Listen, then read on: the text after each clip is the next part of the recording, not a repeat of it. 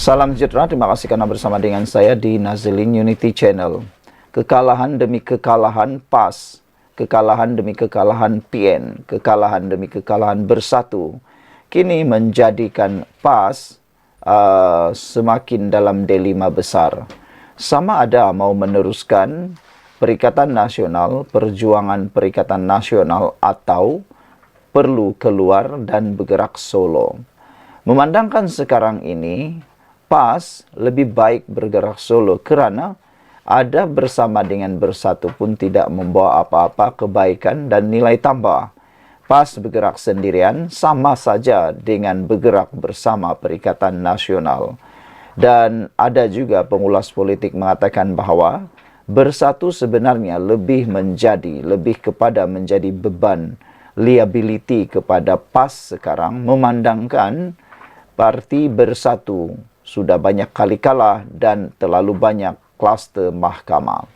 Di samping itu, PAS juga sudah tidak perlu lagi bersama dengan parti bersatu kerana parti bersatu tidak lagi sekaya dahulu. Tidak lagi sekaya dahulu untuk dapat membantu memberikan dana dalam pilihan raya maupun kempen-kempen mereka. Jadi, isu pagi ini tidaklah mengejutkan jika PAS go solo pada PRU 16. Perkembangan politik tanah air dewasa ini sungguh membuat banyak pihak tidak dapat meramal dengan tepat. Para pemerhati politik juga tidak dapat membaca pendirian parti politik dengan tepat dan sekadar membuat telahan sekadar yang terbaik sahaja. Saudara-saudara sekalian, politik bukan satu seni yang tepat untuk diramal, kerana ia seperti meramal keadaan cuaca juga. Namun, terkadang tindak tanduk setiap parti politik dan kenyataan-kenyataan yang dibuat oleh pemimpin parti politik atau jurucakap parti boleh juga memberikan sedikit hint atau clue tentang pendirian parti.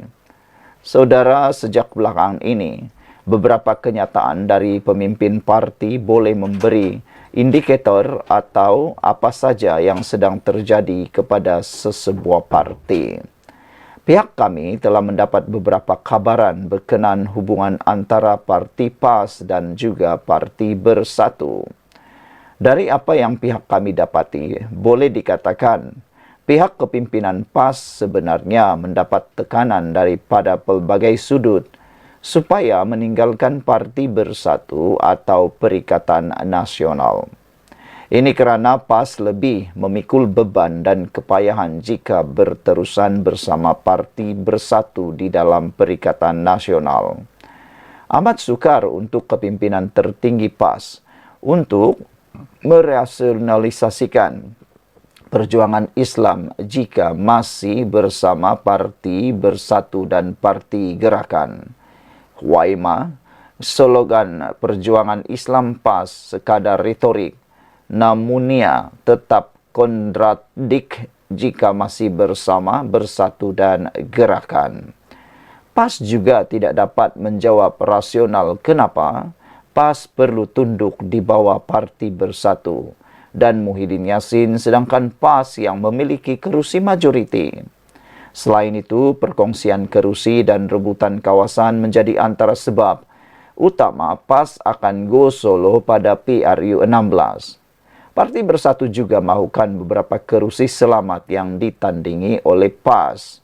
Dilaporkan, sudah semakin ramai ahli PAS tuntut dan rasa berhak untuk menjadi calon dan ini beri tekanan kepada PAS untuk go solo supaya tanpa berkongsi dengan Parti Bersatu PAS akan dapat memberi peluang kepada ahlinya sendiri dan beri kepada calon dari Parti Bersatu. Selain itu, PAS sendiri miliki sejarah tidak setia kepada mana-mana gabungan kerana kepentingan parti lebih utama kepada PAS.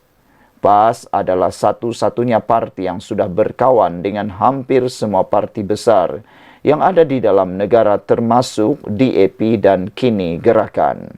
Maka, desas-desus PAS akan go solo buat pada PRU 16 boleh dikira sebagai andaian hampir betul dan tepat. Kepada Parti Bersatu dapatkan banyak kerusi di PRU 16 terlebih dulu dan kemudian PAS akan pertimbang untuk bersama bergabung semula. Tidak mengejutkan jika PAS Go Solo tinggalkan Muhyiddin pada PRU yang ke-16. Sekian dulu untuk kali ini, jangan lupa tinggalkan komen Anda. Salam sejahtera, terima kasih karena bersama dengan saya di Nazilin Unity Channel. Pastinya pagi ini satu pendedahan yang paling luar biasa yang saya pun tak jangka boleh ditemui di artikel mykmu.net. Tun Mahathir Mohamad dikatakan mula membentuk satu lagi langkah baru. Langkah tak tahu lagi apa nak diberi nama.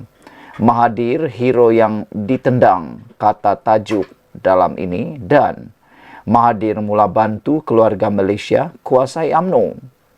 Menjadi persoalan besar kita pada pagi ini ialah, adakah Mahathir berniat nak masuk semula UMNO, nak goncang semula UMNO, atau nak baiki UMNO? Ramai pengulas politik dan penganalisis politik kata, kalau Tun Mahathir masuk semula dalam UMNO, UMNO bukan menjadi baik, tapi akan menjadi lebih tunggang langgang. Ini kerana apa yang dikehendaki oleh Tun Mahathir itu yang harus diikuti. Dia bertindak seperti kuku besi, diktator yang masih hidup, kata netizen. Dan kalau keinginan Tun Mahathir tak dapat diikuti, dia pasti akan kata bahawa UMNO kini dalam keadaan yang nazak. Saudara, tindakan Mahathir untuk membantu keluarga Malaysia mau menguasai UMNO semula bukanlah sesuatu yang baru. Perkara ini sudah lama dicanang dan sudah lama diperkatakan, diperdebatkan dalam media sosial maupun oleh pengulas politik. Dr. Mahathir kini betul-betul dalam keadaan yang tersepit. Adakah Mahathir akan masuk semula UMNO? Kerana ada cakap-cakap dan ada pengulas politik kata bahawa Tun Mahathir kini sedang mengatur langkah. Menurut sumber itu kata di dalam pendedahan sebelum ini mengatakan bahawa modus operandi Mahathir ialah beliau mahu akan menguasai PAS melalui SG4. Manakala Hamzah Zainuddin pula akan menguasai Parti Bersatu melalui langkah beliau. Dan Mahathir pula akan membantu geng-geng keluarga Malaysia untuk menguasai UMNO. Selepas tiga perkara tersebut dapat direalisasikan oleh Mahathir, maka beliau akan membuat penjajaran baru politik Malaysia dan membentuk satu gabungan baru semata-mata dengan satu tujuan sahaja, mahu menumbangkan Anwar Ibrahim dan kerajaan Malaysia. Tetapi rakyat Malaysia sudah muak sebenarnya dengan gerakan-gerakan seperti ini. Gerakan seperti ini sebenarnya bukan lagi gerakan untuk memulihkan Malaysia, tetapi sekadar untuk menyelamatkan diri dan untuk berkuasa semula. Apalagi nak diselamatkan sekarang? Saya nak tanya semua yang menonton video ini. Kalau nak kata nak selamatkan Malaysia dari siapa? Nak selamatkan Malaysia untuk apa? Apalagi yang perlu mau diselamatkan? Ekonomi Malaysia sekarang ekonomi yang terbaik. Bahkan ringgit Malaysia disebut sebagai mata wang paling terbaik di dunia sekarang ini. Jadi, nak selamatkan dari mana? Dari sudut mana? Dan apa pula? Hanya satu perkara yang mungkin tidak disukai oleh geng-geng yang nak selamatkan Malaysia kononnya itu, yaitu tindakan Anwar Ibrahim memerangi rasuah habis-habisan, besar-besaran, dan menghabiskan semua tukang sakau dan juga mengamalkan tata kelola yang baik. Mungkinkah itulah yang tidak diingini dan mau diselamatkan oleh mereka? Tun Mahathir dalam keadaan tersepit. Kedua-dua anak beliau, Mirzan dan Mokzani, terpaksa akur untuk mengisytiharkan harta kepada SPRM. Pengisytiharan harta Mirzan dan Mokzani dijangka akan membuka lebih banyak cerita yang selama ini tersembunyi. Manakala Daim Zainuddin pula kini menemui jalan buntu untuk mengelakkan diri dari mengistihar harta. Cubaan terkini Daim adalah dengan menggunakan Bloomberg untuk menimbulkan persepsi salah guna kuasa terhadap kes yang sedang beliau hadapi. Saudara, tetapi usaha itu dilihat kurang berjaya kerana kurang mendapat liputan dari media. Kalaupun ada media yang membuat liputan, hanyalah media yang dimiliki individu tertentu yang sememangnya diketahui pro Mahathir Mohamad. Sekiranya Daim diheret ke mahkamah, akan terbongkar segala pelbagai skandal yang selama ini disorok di bawah karpet. Dr. Mahathir kuasai UMNO, PAS dan PPBM. Satu-satunya jalan untuk Dr. Mahathir melepaskan diri beliau adalah anak-anak beliau dan kroni beliau adalah dengan menjatuhkan kerajaan sedia ada, yaitu kerajaan perpaduan pimpinan Anwar Ibrahim ini. Tiada keperluan untuk Dr. Mahathir menjatuhkan kerajaan sekarang dengan segera. Kes-kes bakal dihadapi oleh beliau, anak-anak dan kroni sudah pasti akan memakan masa yang panjang. Cukup sekiranya kerajaan dapat ditukar selepas PRU 16. Untuk menukar kerajaan, Dr. Mahathir perlu menguasai UMNO, PAS dan PPBM. Dr. Mahathir sudah dapat mempengaruhi PAS. Kini beliau perlu menguasai UMNO dan PPBM. Bekas pemimpin UMNO dari kem keluarga Malaysia dilihat sudah berjaya mempengaruhi PPBM dengan mewujudkan kem yang bakal menyingkirkan Muhyiddin. Ianya telah digerakkan oleh pemimpin keluarga Malaysia yang kini berada di luar UMNO. Kini, mereka hanya perlu memastikan Hamzah Zainuddin memenangi jawatan timbalan Presiden PPBM atau Parti Bersatu. Selepas itu, segala-galanya akan digerakkan mengikut skrip yang sudah Mahathir sediakan. Bagi pemimpin keluarga Malaysia yang masih berada di dalam UMNO, tugas mereka agak sukar.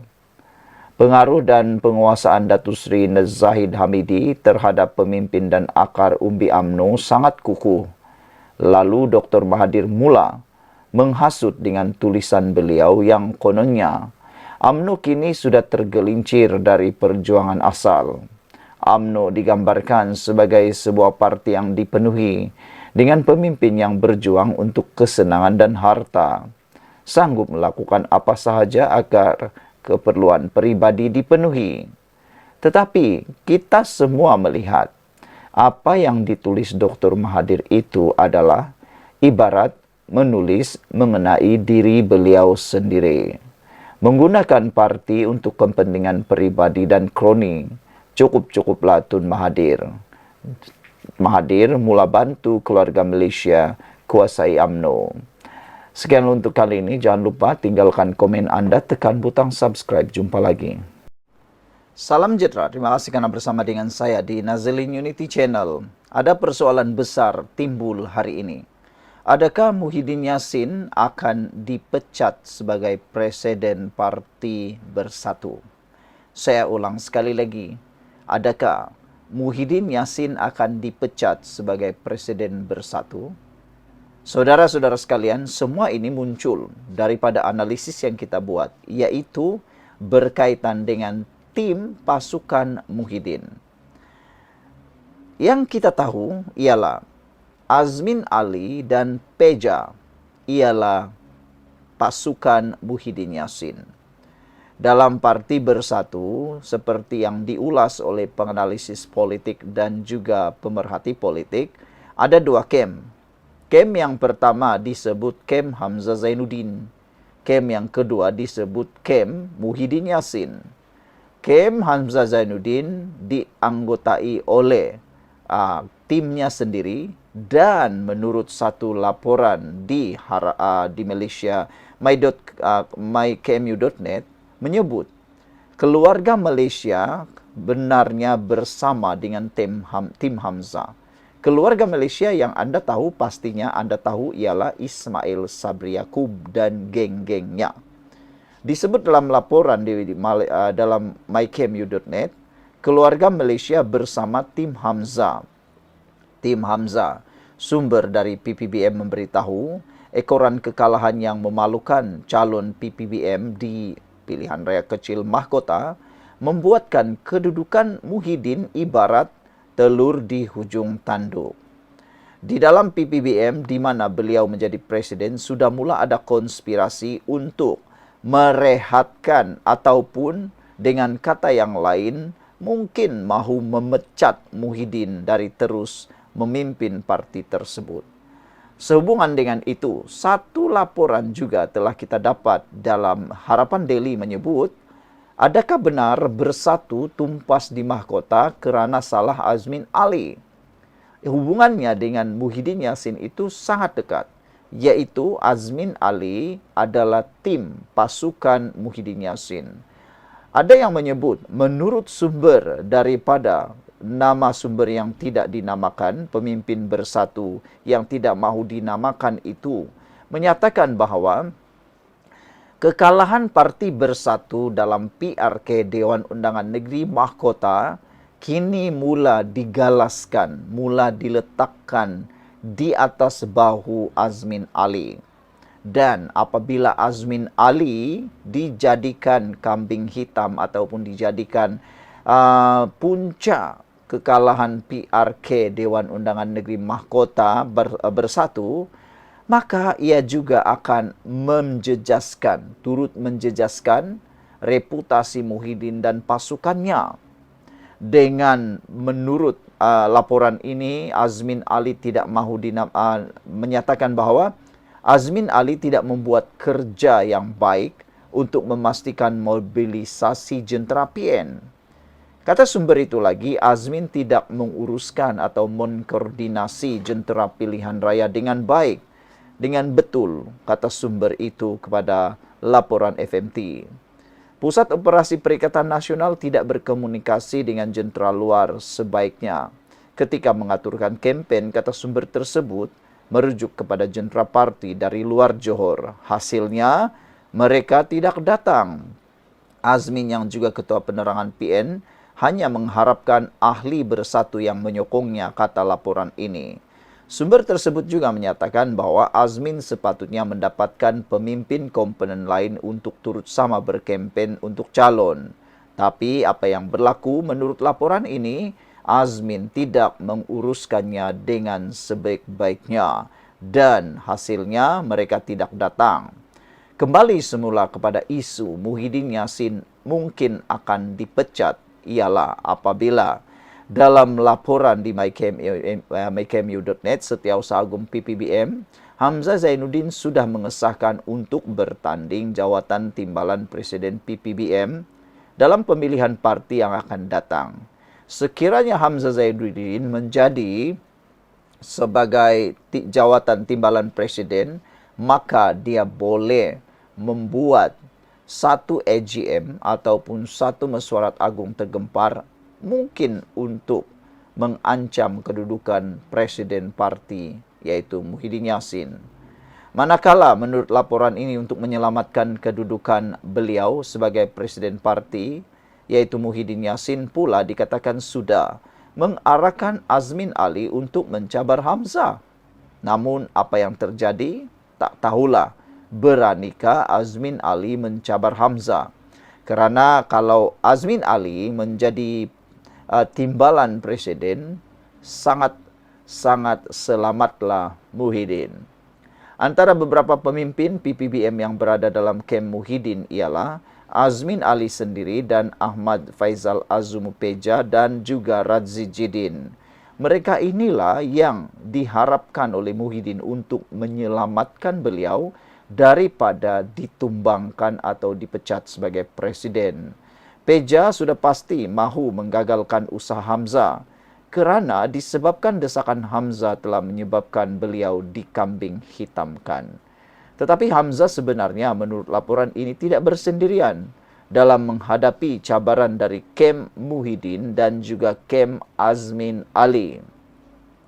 Beliau dikatakan telah mendapatkan sokongan padu daripada beberapa pemimpin dari keluarga Malaysia.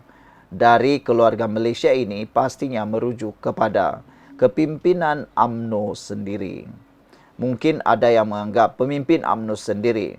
Mungkin ada yang menganggap teori ini tidak relevan kerana keluarga Malaysia berada di luar PPBM. Jangan lupa, keluarga Malaysia mendapat sokongan yang kuat dari mantan Perdana Menteri Dr. Mahathir Mohamad.